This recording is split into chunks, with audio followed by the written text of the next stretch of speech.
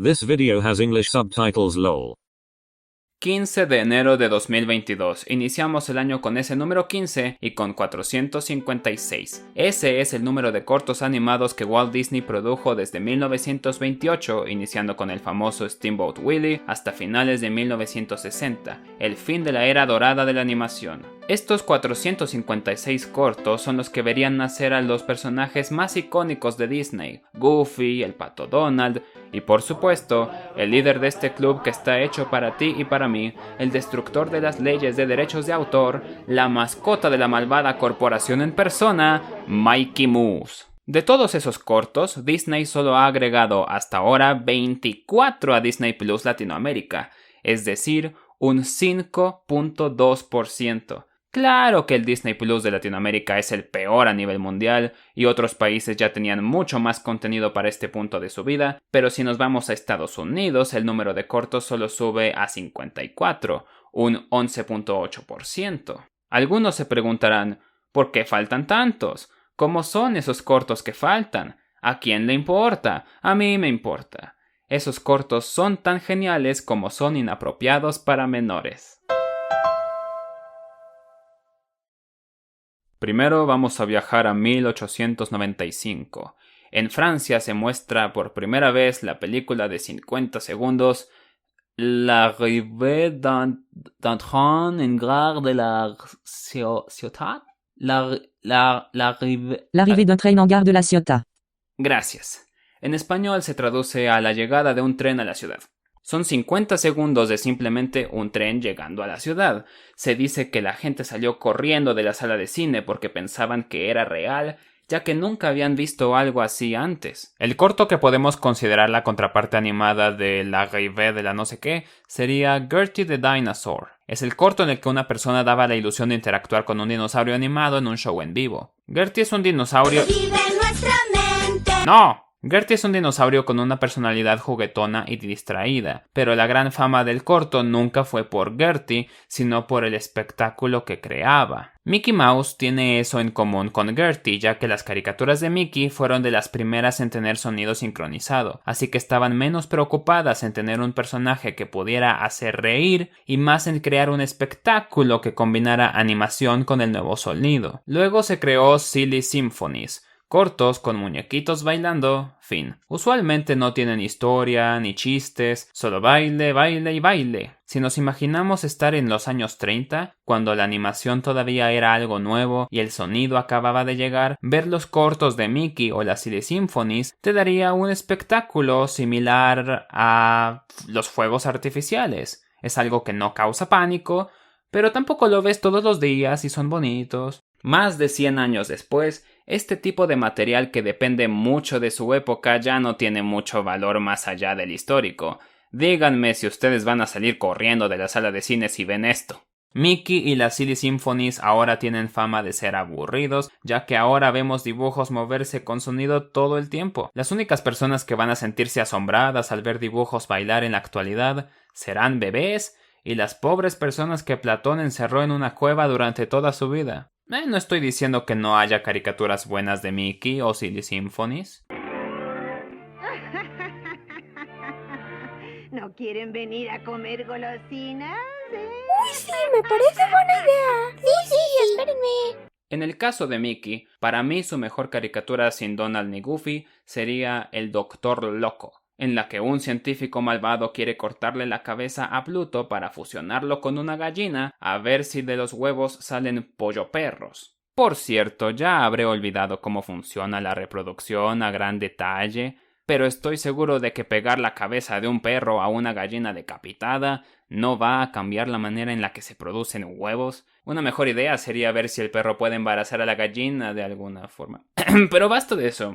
Entiendo que mantener contenido en un servicio de streaming significa dinero, y no les mentiré, ni siquiera yo vería la mayoría de estas caricaturas más viejas si las agregaran a Disney Plus. Tiene sentido que no quieran agregar más que las más icónicas caricaturas de Mickey y alguna que otra Silly Symphony. Pero ¿qué hay de las que no son tan viejas? ¿Qué problema tienen? Bien, debemos recordar que estas caricaturas se hicieron en los estados racistas de América. Creo que no hay estudio que estuviera produciendo animación durante la era dorada que no tenga contenido que lleve años escondido por contener altos grados de racismo. Este diseño de personaje que usa Mickey Mouse y que años después sería homenajeado por Animaniacs y Bendy and the Ink Machine está basado en un tipo de show estadounidense llamado minstrel shows. En estos shows, personas blancas se pintaban los rostros y se ponían a hacer burlas racistas de la gente negra, en algo que llaman blackface. Al ver a Mickey yo no lograba ver el parecido.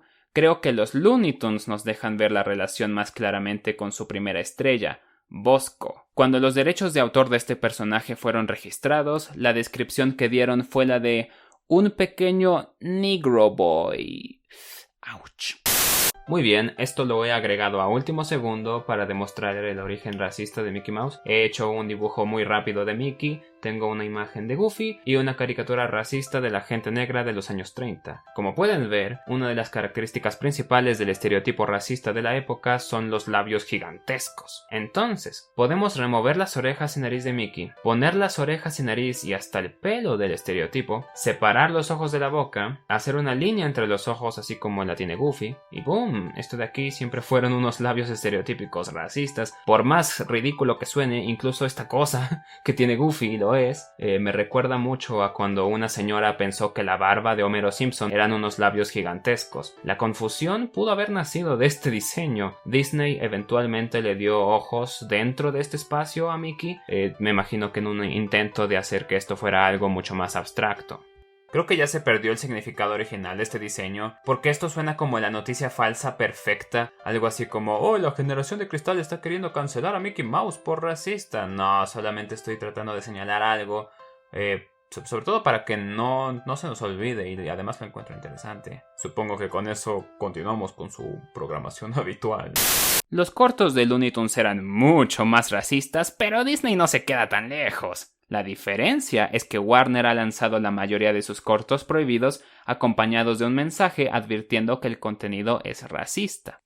Las caricaturas que van a ver son productos de su época. Pueden mostrar algunos de los prejuicios étnicos y raciales que eran comunes en la sociedad estadounidense. Estas representaciones estaban mal y lo siguen estando. Aunque no representan la visión de Warner Brothers de la sociedad de hoy, estas caricaturas se están presentando como fueron creadas originalmente, porque hacer lo contrario sería como decir que estos prejuicios nunca existieron. Disney también ha lanzado sus clásicos así, pero principalmente sus películas. Los cortos no han tenido tanta suerte. Tanto HBO Max como Disney Plus han evitado incluir los cortos más controversiales junto con el resto. Tiene sentido, algunos de estos cortos eran racistas a otro nivel. De los creadores de Sol usando lentes de sol, les presento Mickey y Minnie Mouse haciendo blackface. Existe un corto de Looney Tunes que es ridículamente racista y solamente fue controversial en su época porque mostraba a la gente negra como ángeles y la idea de gente negra en el cielo era una idea loca en ese entonces. Pero de Disney el corto controversial más famoso y mi corto favorito del Pato Donald es The Footer's Face. Financiado por el gobierno estadounidense, es el único corto de Donald que ganó un premio Oscar a mejor corto animado. Tiene ligero racismo contra los japoneses, quienes eran enemigos de guerra, pero es controversial principalmente por mostrar al personaje de la infancia de muchos como un nazi, aun cuando el corto es propaganda contra los nazis. A Donald se le tortura para propagar el mensaje de que los nazis tratan a los suyos como esclavos, mientras que los estadounidenses viven en libertad. Creo que es entendible que Disney no quiere que Donald se vea vestido de nazi, pero tanto así como para esconder el corto. Fui a una exposición oficial de Disney hace unos años y no mostraron el corto, pero mencionaron su existencia. Cool. Y podrán preguntarse lo siguiente. ¿Por qué durante la Segunda Guerra Mundial el gobierno estadounidense estaba gastando recursos en financiar propaganda para niños? Ah, simple. Porque estos cortos no eran para niños. La animación no se convirtió en algo para niños hasta los 60. Por eso hay comerciales de cigarros con los personajes de los Picapiedra. Esto significa que en estas caricaturas podemos ver cosas como... no lo sé, Daisy intentando suicidarse, Goofy intentando dejar su adicción a fumar, la esposa de Goofy cometiendo adulterio. Goofy es un dios. No solo Disney, Warner, Fleischer, MGM, todos tienen muchas cosas inapropiadas para niños. Pero esa es la clave. Inapropiadas para niños. Personalmente yo no considero que estos cortos sean adultos. El público tiende a tener una percepción muy básica de lo que es para adultos. Bien, dime, sociedad, ¿qué ves aquí? Una caricatura para niños. ¿Y ahora qué ves aquí? ¡Oh, caricatura para adultos! Lamento romperles la ilusión, pero la mayoría de películas y series que vemos no son realmente adultas. A ver cómo lo explico. Miren, primero tenemos una obra con temas que los niños no entenderían. No sé, por ejemplo, sobre una persona muy deprimida que vive en París, por decir. Y luego tenemos una obra muy simple de superhéroes en Nueva York. Es claro cuál es la adulta y cuál no. Ahora mantengamos ambas obras exactamente iguales, pero la primera es animada y la otra ahora tiene mucha sangre, sexo y malas palabras. A ver, díganme cuál es la adulta ahora. ¡No!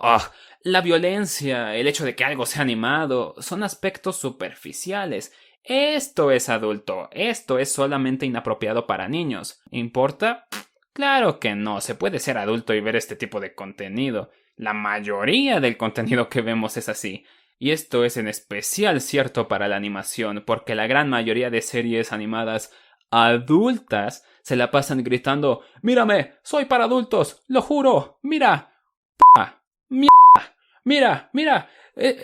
¡Mira! ¡Soy para adultos! ¡No tienes que avergonzarte de decir que eres fan de mí! Es cierto que Goofy no es el mejor comediante de todos los tiempos, pero sus cortos son un buen rato. Es difícil de creer que de todos los cortos que él tiene, Disney solo permite que Latinoamérica vea 2. Lo que no entiendo es, si podemos ver a Goofy tomando y en descomposición, ¿por qué no lo podemos ver fumar? Sí, es algo raro y debí mencionarlo. Recientemente Disney permitió que se mostrara a Goofy bebiendo cerveza Dove en el en el corto de Los Simpson que hicieron en 2021 para celebrar el aniversario de Disney Plus. Además, en 2013 se estrenó una serie de cortos nuevos de Mickey Mouse bajo el cargo de Paul Rudish. En esta serie tienen permitido mostrar a los personajes haciendo ciertas cosas y viéndose de ciertas formas que antes hubiera sido impensable. ¡Fuego! ¡Mickey, salva a mis bebés! Les recomiendo esos cortos, por cierto. Los primeros no me encantan, pero eventualmente se volvieron muy graciosos. ¿Cuándo antes de esta serie habían visto a Mickey Mouse haciendo las caras que hace aquí? Creo que esto se ha hecho en un esfuerzo de hacer que Mickey Mouse se parezca más a Bob Esponja. ¡Ey! Otra serie que recomiendo y no es de la era dorada ni de lejos. Ok, ¿qué está pasando aquí? Así como puedo hacer una distinción entre lo que es solamente inapropiado para niños y lo que es realmente adulto, creo que se puede hacer una distinción entre lo que es infantil y lo que es familiar. Una serie infantil sería algo como Peppa Pig. Es una serie que está pensada para que lo disfruten los niños y absolutamente nadie más. Con una serie familiar sí existe la intención de que todas las edades la disfruten. ¿Y como por qué harían animaciones así? Bueno, piensen que los niños son un demográfico que genera dinero. Los adultos son un demográfico que genera dinero. Y si hubiese un demográfico que los incluya a los dos, porque no es lo mismo que un papá compre una cosa para su niño, a que compre una cosa para su niño y compre otro para sí mismo. Significa literalmente el doble de ingresos. Por eso, para Disney, Marvel, Star Wars e incluso Los Simpson encajan tan bien con su marca. No porque sean para niños, sino porque son franquicias que dan dinero de niños y adultos por igual. Así que tiene sentido tratar de crear otras franquicias que generen dinero de la misma forma. Es un modelo que llevan generando las empresas desde más o menos los 90. Si tú llegas y me dices que tu serie favorita es Bob Esponja o Gravity Falls, que incluso son series con innuendos, no te voy a ver raro. Si me dices que eres el mayor fan de Kaiju y no eres un bebé, ahí sí me podría poner un poco preocupado. Me parece que lo mejor era iniciar el año con este particular comentario porque la gran mayoría de comentarios que tengo planeado para el futuro son de naturaleza similar a la de este.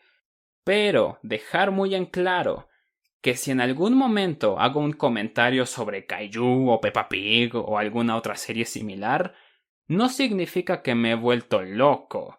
Significa que tengo algo que decir de esa franquicia, pero de manera más preocupante. Porque hoy solamente he dicho que los cortos animados de la Era Dorada son tan geniales como controversiales. Pero si hago un comentario sobre una franquicia verdaderamente infantil, es porque tiene algo raro.